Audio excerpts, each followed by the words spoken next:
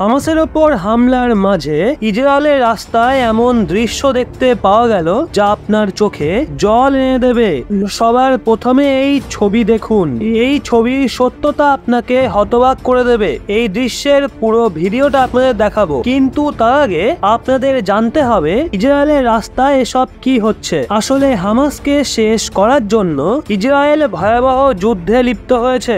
Israel হামাসের বিরুদ্ধে নেওয়া পাল্টা জবাবের জন্য 48 ঘন্টার মধ্যে 3 লাখ সেনা জোগাড় করে ফেলেছে। তারা সবাই ইসরায়েলের রিজার্ভ সেনা।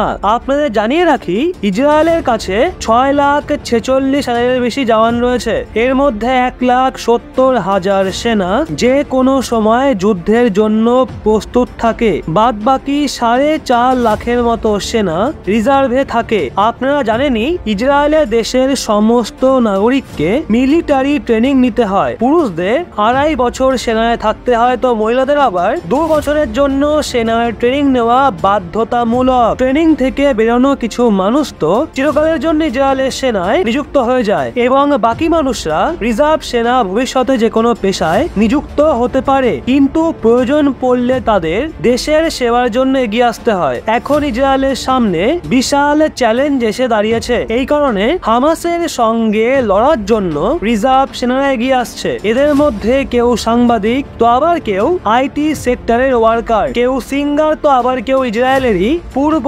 প্রধানমন্ত্রী। কি বিশ্বাস হচ্ছে না? তাহলে আপনি নিজের চোখেই দেখুন। ইনি হলেন ইসরায়েলের পূর্ব প্রধানমন্ত্রী নাফতালি বেনেট। তিনিও হামাসের সঙ্গে যুদ্ধ করার জন্য ময়দানে নেমে পড়েছেন। এখন এরই মাঝে সবাইকে হতবাক করে দেওয়ার মতো একটা দৃশ্য সামনে এসেছে। হামাসের সঙ্গে লড়াই করার জন্য যখন রিজার্ভ সেনারা ট্যাঙ্ক নিয়ে যাচ্ছিল, তখন ইসরায়েলের রাস্তায় মহিলা এবং বাচ্চারা তাদের দাঁড় করিয়ে খাবার খাওয়ায়, জলের বোতল দেয় এবং জয়লাভের জন্য স্লোগানও তোলে।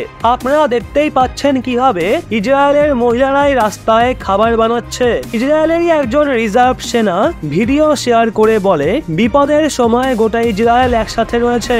আমি যুদ্ধ করতে যাচ্ছি, কিন্তু আমার গর্ববোধ হয় যখন আমার দেশের মানুষরাই আমার পাশে এসে দাঁড়ায়, আমায় জল দেয়, খাবার দেয়, এমনকি আইসক্রিমও খাওয়ায়। তাহলে দেখতে পাচ্ছেন কতটা একতা রয়েছে ইসরায়েলের মানুষদের মধ্যে। সত্যি ইসরায়েলের থেকে আমাদেরও অনেক কিছু শেখার আছে। যদি আজ ইসরায়েলের জায়গায় ভারত থাকতো, তাহলে নিঃসন্দেহে দেখতেন কিছু অতি জ্ঞানী বিপদের সময় দেশের পাশে দাঁড়ানোর বদলে উল্টে দিন রাত নিজের দেশকে নিয়েই সমালোচনা করছে। সেনাবাহিনীর প্রতি এরকম ভালোবাসা তো অনেক দূরের কথা, কিন্তু ইসরায়েলের মিত্র রাষ্ট্রের নাগরিক হিসাবে ইসরায়েলের মানুষ এবং সেনাবাহিনীর মধ্যে এমন মেলবন্ধনের দৃশ্য আমারও মন ছুঁয়ে যাচ্ছে। ইমোশনাল হয়ে পড়ছি আমরাও। তো বন্ধুরা, এখন যদি আপনাদের জিজ্ঞাসা করি ইসরায়েলের থেকে আমাদের কি কি শেখা উচিত, তাহলে আপনার উত্তর কি হবে অবশ্যই কমেন্টে জানান।